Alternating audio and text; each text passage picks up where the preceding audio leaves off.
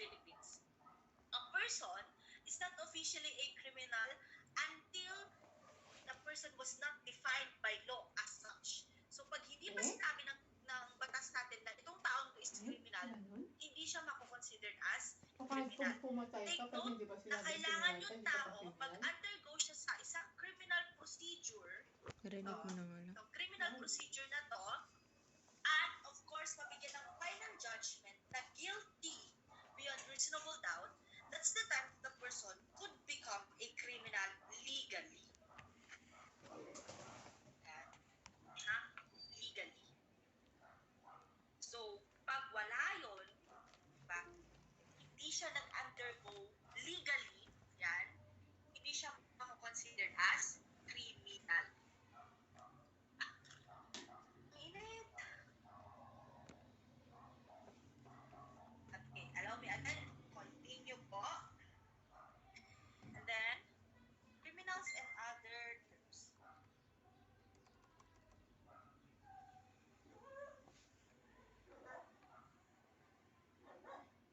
Criminal is a person who have violated the penal law and have been found guilty at a crime charge upon observing the standard judicial procedure. Here are some of the terms which are confused with the word criminal. Ito kasi na pagbabalikan nila. You have here a delinquent. A person is considered delinquent. Ayan. If they did not conform with the norms of the society. Usually, these are children, mga bata po. Okay? Sila yung mga delinquent na sinasabi natin. Okay? Kaya nga, ang term is juvenile delinquency. Ayan. Yung mga batang pasaway. Mga drop out. Ayan. Yung mga batang walang parental control. Yung mga batang pariwara. Yun. Waywardness. Mga pariwara. They are considered as delinquent. But take note it is different from a criminal. Next term, you have here a suspect. A suspect is different from a criminal. Why? Because a suspect is a person who is under investigation. Meaning, suspicion pa lang ang meron sa kanya na nag-commit siya ng crime. Okay? Wala pang proof beyond reasonable doubt na sinasabi ang korte na siya mismo yung nag-commit ng crime. Kaya ang tawag lang natin sa kanya is suspect. Third one, person of interest. A person of interest is a person where the police wants to get information from based on the case. Take note, the person is not being arrested. Hindi pa siya na-aresto at wala pang siyang kaso. Hindi pa siya nasampahan ng kaso. Okay? Kakausapin lang siya ng police to get information regarding a specific crime. Ang tawag natin sa kanya is a person of interest. Hindi siya suspect kasi wala pang proof beyond reasonable doubt. Okay? So, separate yun. So, hindi rin siya criminal. Pero ang tawag natin sa kanya is person of interest. Fourth one, respondent. Respondent is a person who undergoes preliminary investigation which is conducted by the prosecutor. Ulitin ko po. Respondent naman ang tawag natin sa taong nag-a-undergo ng preliminary investigation which is conducted by the prosecutor. Ang purpose ng preliminary investigation is to find the so-called probable cause. Yan, yung probable cause. Probable cause is defined as the... Come on, brain, gumana ka. Probable cause is defined as the... shucks, I forgot the legal definition. Wait lang, nasa dulo na lang ang dila ko.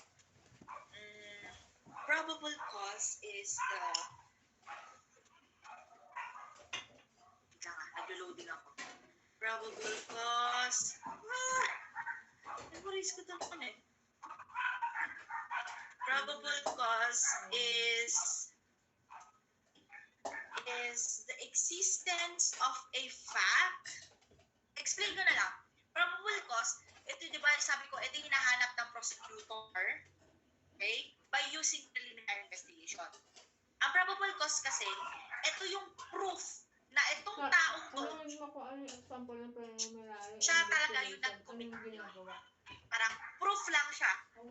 Na parang proof siya na Ano yung mga parang ginagawa? there Ano is a example? reasonable ground, okay, na siya talaga yung nag-commit ng crime.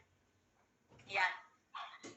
Parang the identity of the person, siya talaga yung sasampahan ng kaso. Yun yung trabaho ng prosecutor. Kasi ganito yan, guys. Ko, hanggang gabi na lang naman yun. Abot pa kayo hanggang umaga yan? May tinatawag tayo criminal justice system. Sa ating criminal justice system, meron po siyang 5 pillars. The 5 pillars of the criminal justice system. First pillar is the law enforcement. Second pillar is the... nag-chat yung classmate nyo. Ano to? Ma-excuse lang kayo. Sabi ko nga, kung may gagawin kayo, activity prior to whatever class that we have, you go. Kung ano man yung ma-miss nyo, it's not my it's not my kawalan, it's your kawalan. So you just go. Alam po kayo. Okay. Yun. So going back, saan na tayo? Yan, nakaka-distract. Pwede na kasi magpaalam before. Nag-post naman ako kanina na prepare your data, di ba? Siya paalam kanina. Anyway. Saan na tayo? So, criminal justice system. Sa criminal justice system natin, meron tayong 5 pillars. The first pillar is the law enforcement. Second pillar is the prosecution. Third pillar is the court. Fourth pillar is the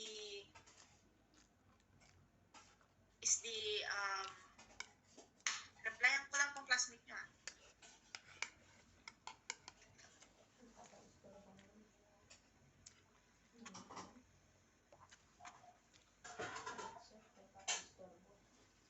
Saglit lang guys. Sabi ko nga po, hindi po kayo makapag-attend ng klase, it's okay. Kung ano man po ang ma-miss nyo, basahin nyo na lang po sa notes nyo. Mga explanation lang, hindi lang tayo madadali. So you will just have to read your notes and explain and ask your classmates whatever the explanation was. Okay, it's your freedom if you will not attend my class or not. Hindi ko po kayo pinipilit. Sorry, dapat ako mag-type. Voice message na lang.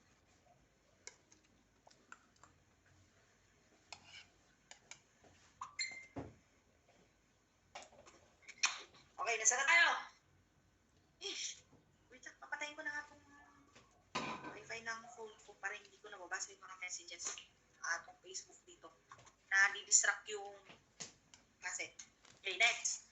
Sabi ko there are 5 pillars of the criminal justice system. First pillar is the law enforcement. Second pillar is the prosecution. Third pillar is the court. Fourth pillar is correction. Fifth pillar is the community. Okay? Kaya yung tinawag na criminal justice system kasi criminal justice system is defined as the machinery used by the government for the prevention and criminal justice system is machinery used for the prevention and control of crime. Titingin ko po Criminal justice system is a machinery used for the prevention and control of crime. Sabi ko nga, meron po siyang 5 pillar. Kasi, ito yung pagdadaanan ng suspect, ng suspect natin bago siya matanghal na kriminal. Diba? Sabi ko nga, first pillar is law enforcement. So, what happened is that, so like for example, etong si Eugenio Jeff Ram, si Mr. Eugenio, ayan, is nag-commit siya ng crime. Ngayon, nung nag-commit siya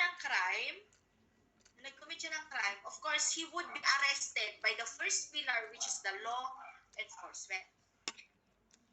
Aside from arrest, syempre, law enforcement would also be conducting investigation and everything.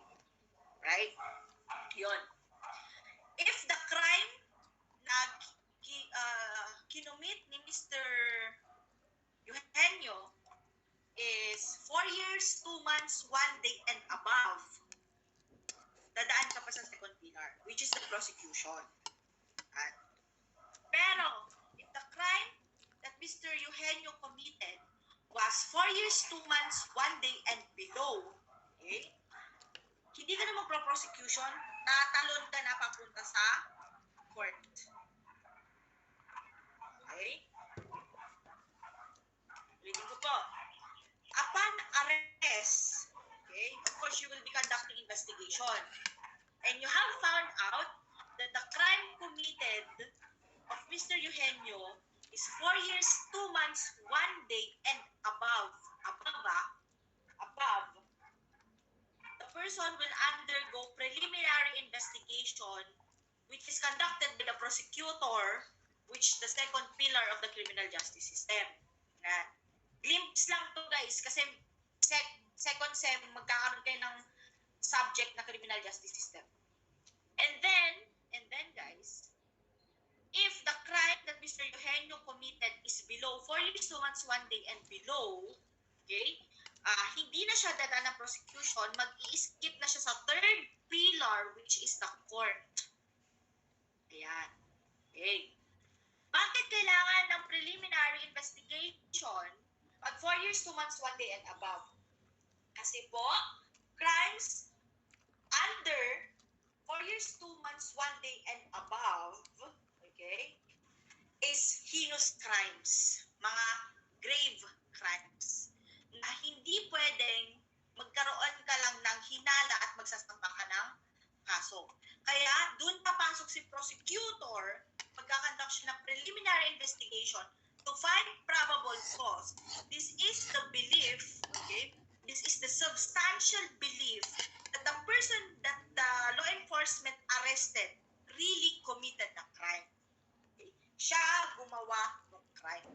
Pero take note, si prosecutor, i-identify niya lang kung siya ba talaga ang nag-commit ng crime. Tama ba yung inaresto ni law enforcer? Kasi kung hindi siya, okay, or may kulang na evidence, okay, na hindi pala siya yung nag-commit ng crime, mababasura yung kaso. Ayan. Okay? Hindi ka pwedeng magsampa ng crime sa court, sa third pillar.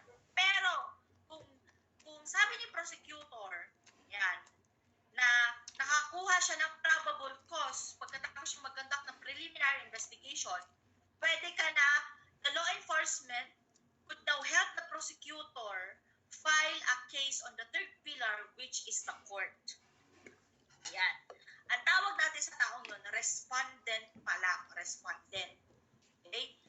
Tapos, pag nasampahan mo na ng kaso, yung tao, okay, sa korte, pag nasa third pillar na siya, ang tawag na natin sa kanya is accused. Accused. Okay? First pillar, suspect. Second pillar, respondent. Third pillar, accused na po ang tawag natin sa kanya. Kasi you already filed a formal complaint against the person. Yan. Ngayon, si convict naman, syempre, pag sinabi ng court that Mr. Eugenio is guilty beyond reasonable doubt and will serve life imprisonment. So like for example, yun yung punishment niya. Convict na ang tawag natin yun. Ito na yun, no? F. Convict. Which is, pag nasa fourth pillar na siya, which is correction. Yun. Si correction kasi, dalawa yan. Si institutional at saka si non-institutional.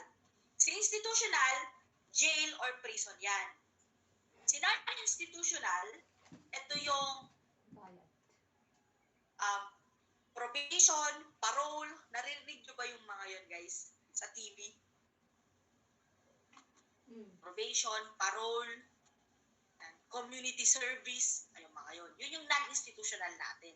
Pero convict pa rin ang tawag natin sa kanila kasi nga, na-find out ng court, which is the third pillar, that the person is guilty beyond reasonable doubt.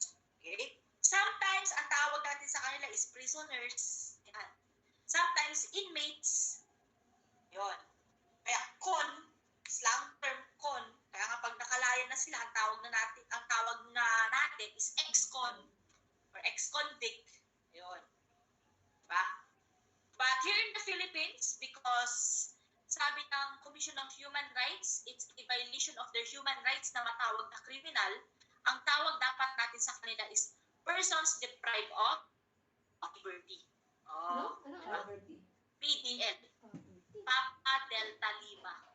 PDL. Persons deprived of liberty. Liberty pala. Ayan.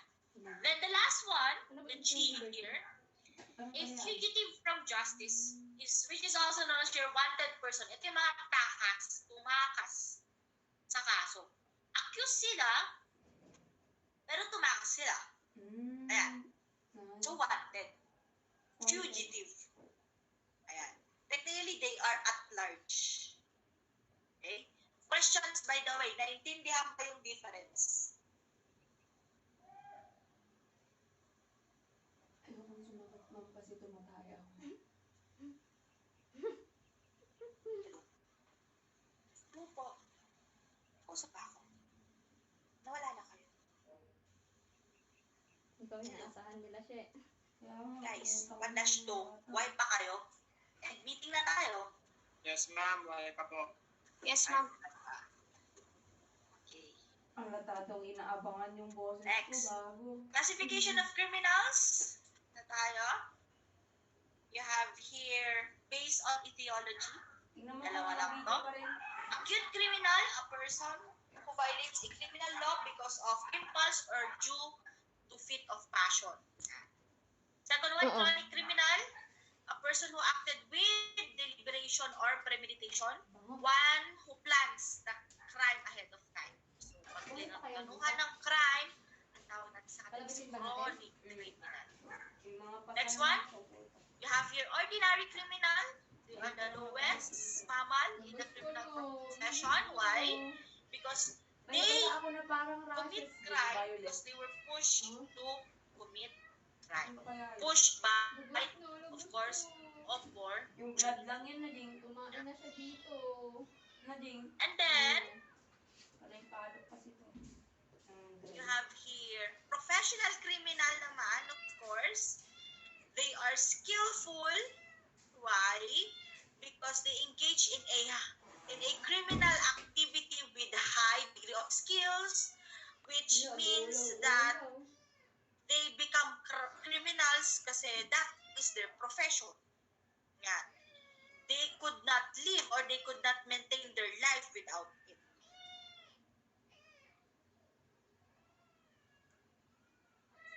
Okay? And then,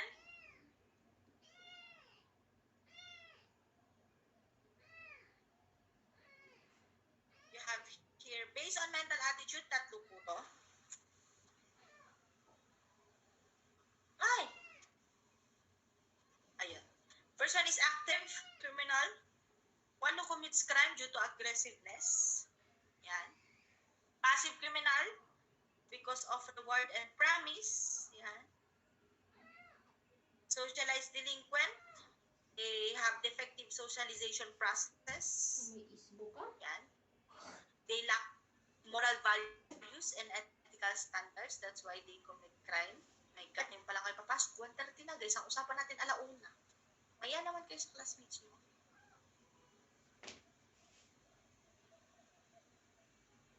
Yan. Malapit na mag face to face. Ganyan pa din kayo guys. Mayos-ayos naman kayo. Meron na pala talaga. Sabi ko nga, socialized delinquent, they have poor ethics and values. Then, other classification of criminals. First one is habitual criminal. Yan. They commit crime because of a conducive situation. Accidental pala yun, accidental. Pag habitual naman is, they commit crime because that's already their hobby. They want to. Yan. Lagi na lang. Parang ganun.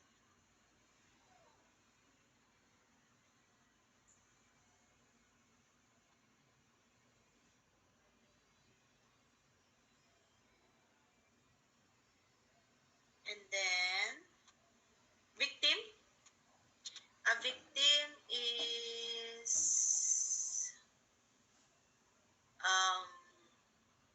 a person which is the partner of a criminal. Yan. Typically, sa ating criminal justice system, victim is siya yung lagi nakakalimutan. laging focus natin criminal. Si criminal dadaan sa law enforcement, sa prosecution, sa court, sa correction, tapos babalik sa community, criminal. Nasaan ang victim doon? Diba? Either patay na, o kaya natrotrauma pa din. Diba? Kasi siya yung forgotten person. Siya yung laging nakakalimutan sa ating criminal justice system. Pero kung titignan natin, sila yung pinakakawawa talaga sa criminal. Pero kung titignan natin here in the Philippines, mas maraming karapatan ng kriminal kaysa sa mga biktima. Only in the Philippines. And victims, yan, the study, when we study them, that's what we call victimology. Anyway, you will have a study subject on this one.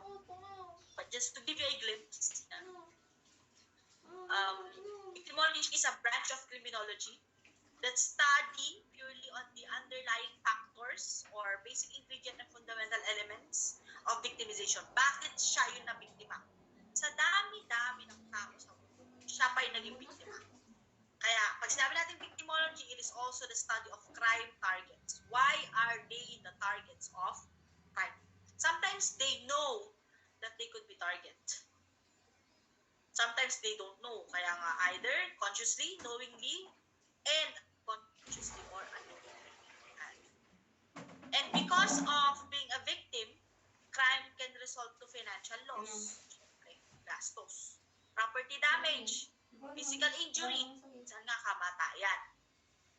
Diba? At ang nakakalungkot pa dito, the victim themselves would acquire psychological wounds. Isbo yung pusa ko. Psychological wounds are wounds that will never heal because this is your trauma. Trauma. Pabalik-balik na lang siya. You could overcome it over time but not instant depending sa coping mechanism ng victim. Diba? Yan. So, ito. The victim of crime oftenly is the forgotten person while the criminal is the celebrity, which is true. Diba? Mas sikat pa yung criminal kaysa sa victim. Madalas. Diba? Types of victims. Of course, the young, mga bata. Why? Because they are weak, they are immature, they don't know what is right from what is wrong. Kung anong inutos ng matanda, yun ang susundin. Hindi naman alam ng bata kung tama ba yung ginagawa niya. Kasi ang point, inutos lang. The young. Second one, the female. Girls. And women like me. Let's all admit that male is a dominant sex compared to us females. And yeah, we are always being victimized by them. Okay? Not all crimes, not all the time, but most of the time.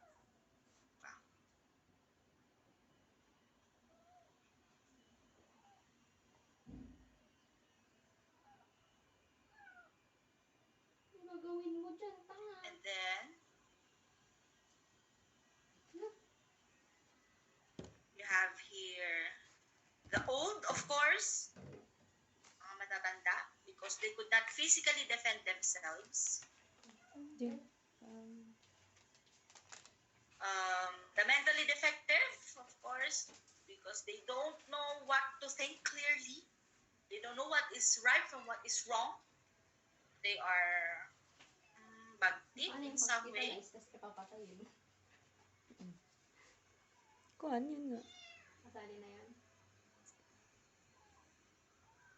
Sali na yun din. And then, of course, the immigrant, ito yung mga parang transferee, kumbaga ganun, transferee.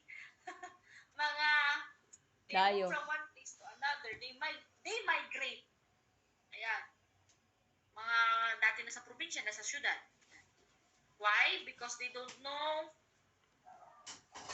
what is the rules and conduct and norm in a city.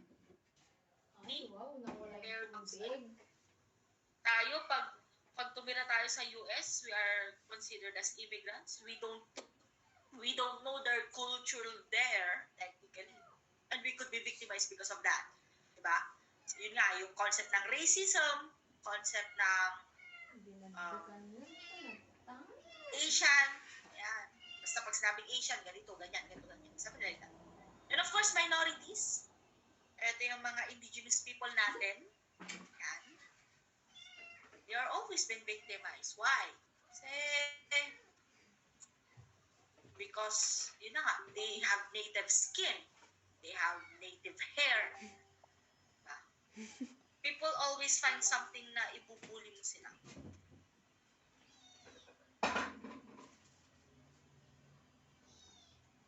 Ako sa'yo. May brada man. And then, of course, psychological types of victim. Na-depress.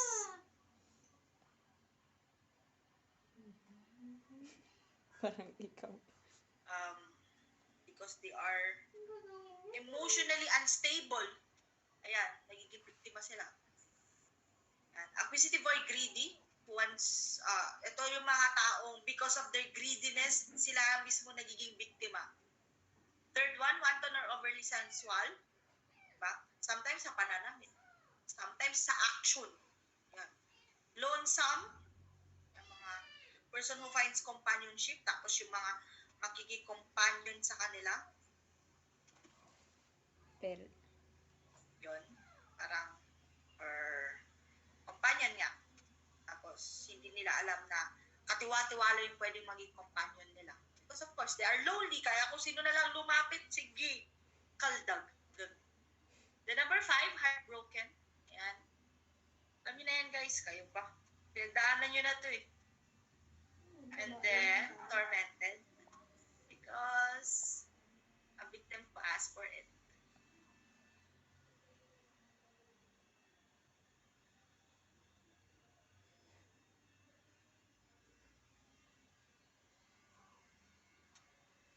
May tae dun. And then, other types of victim. Naman tayo. Ayan. The completely innocent victim. Well, from the term completely innocent. They are unconscious that they are being victimized.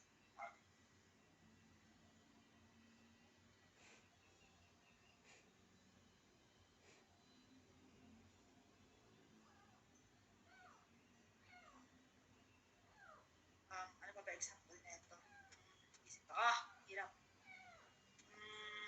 Technically, they are unconscious. Mga bata. Yan. Baba.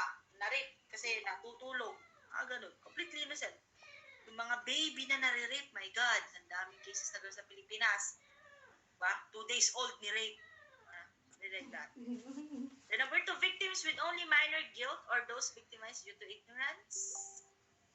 Parang, example nito yung mga immigrants. Ayan. Because they don't know, they could be victimized. Third one, the victim who is guiltier than the offender. Ito naman is, guilty sila, though victim sila, they are guilty because they provoke. Pag hindi nila provoke yung tao, hindi sila mabivictimize. Ayan. Then fourth one, the most guilty victim or the guilty alone. Na because the person was defending themselves, yan, imbes na mapatay sila ng kriminal, sila ay nakapatay sa kriminal. The most guilty victim. And then the last one, ito na magtit, mga sinto-sinto, imaginary victim. They feel that they are always been victimized. Yung pa-victim ka, girl. Mga ganun. Imaginary victim. Ayan. Then, Benjamin Mendelssohn, who initiated the term victimology, started the concept of penal couple. Ito daw ang tawag sa relasyon ng criminal at victim. Penal couple. Kaya nga kung may criminal, may victimal. Kung may criminality, may victimity. Ayan. Next one, dynamics of victimization. Dalawa to. Okay. And the steps kung paano ka maging biktima. First one is the stage of impact and disorganization. So, this is the stage during which nagkaroon ng criminal event. Example, sasaksakin ko balak mong patayin si Mr. Valdez. Leonor Valdez. Balak ko siyang sasaksakin. Balak ko siyang patayin. Okay? Gamit ng ice pick. ice pick at inalis ko yung ice pick sa katawan niya at tumakas ako, ang tawag doon, stage of impact and disorganization. Okay?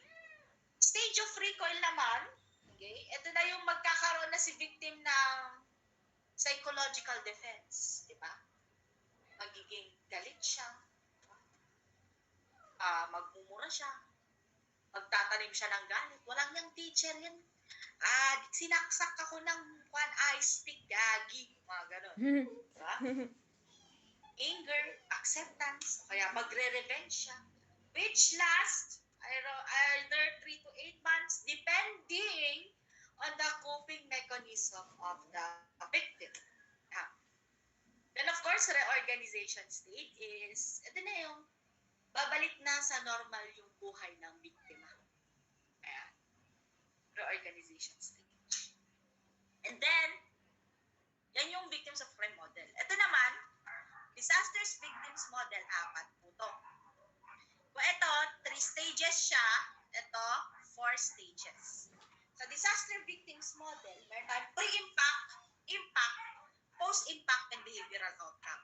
Okay, ang pinagkaiba naman nito is, ito nga, may pre-impact siya. Meaning, okay, kamusta yung biktima mo bago siya naging biktima?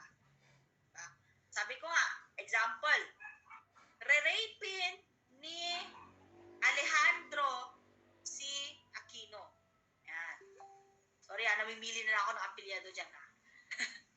Re-rapin ni Alejandro si Aquino. Ayun. Si Alejandro, siya yung rapist, di ba? Si Aquino yung victim. Sa pre-impact, kamusta si Miss Aquino? Bueno, Mr. Mr. Aquino, nung bago siya ma-rape, kamusta siya? Ano ginagawa niya?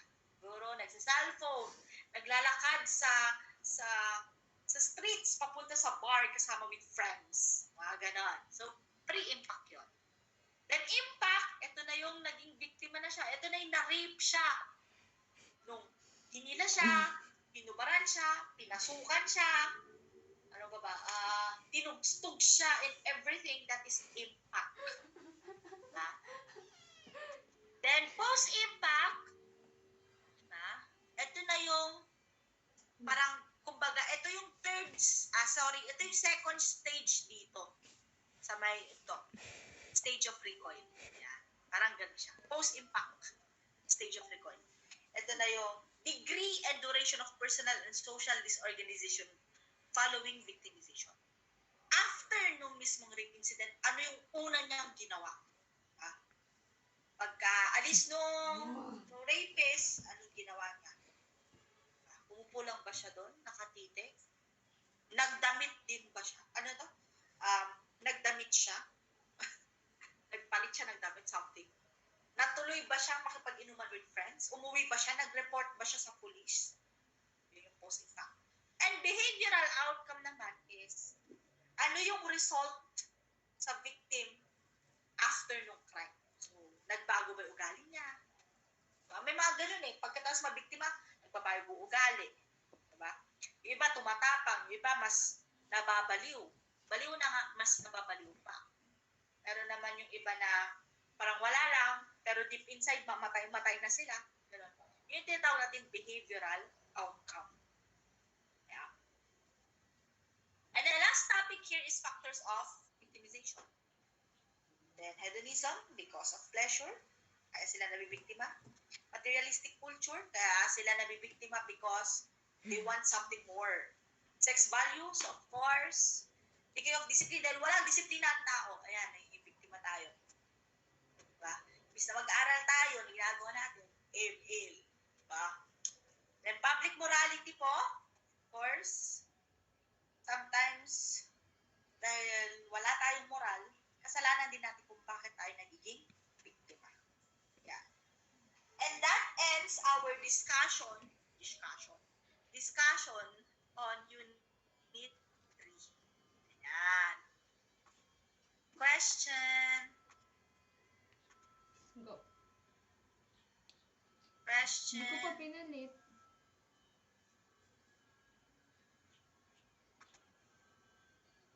Question, guys.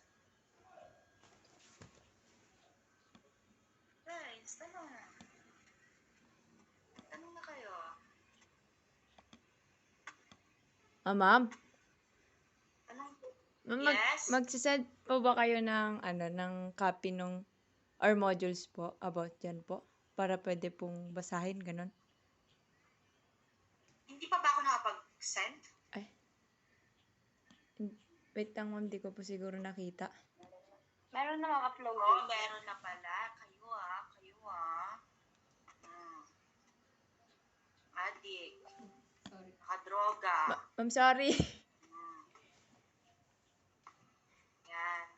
Meron na pala. Oh. Sibling wala ka. Ako naman sa sarili ko kanina. Sibling wala. Ang utang ko lang yung sa second year. Saka third year pala. Wala pa pala module in third year. Yung meron din. Check nyo na lang guys. Check nyo na lang. Ha? Ma'am, yung quiz po dyan ay naulit, ma'am. Okay lang po ba kahit isa lang doon yung nasagutan? No. Intended yun. Kaya may 1 and 2. Ang alam ko. Oo. May 1 and 2 yun. Wala ba? Ma'am, same lang po ito yung questions, ma'am. Same lang yung questions. Let me check. Yes, ma'am, same lang po. Same lang din po yung answer namin. Kaya ko pala, ma'am. Yung sinasabing gamitin na skin, dun sa, yung sinasabing gamitin na skin dun sa sa may task. Wait lang, let me check. Basta may sinasabing, Ba't ngayon nyo lang sinabi? yung sinasabing skin na gagamitin dun sa may task, yun. Ma'am, akala po namin, error, ma'am, ganun. Nadoble po yung send. Yes, ma'am, kaya di ko na po sinagutan yung isa. May sumagot doon sa isa. Doon sa 57 submissions, tapos 39. Hindi ko alam.